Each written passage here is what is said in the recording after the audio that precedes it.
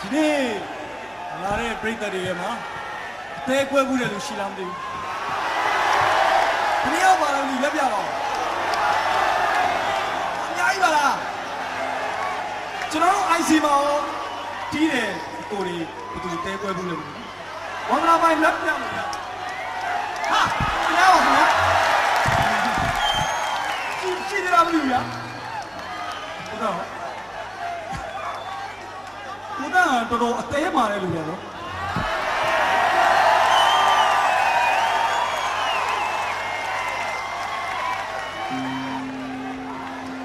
တဲခွဲတဲ့ကျွန်တော်ပေါ်လာရီတော့ပါ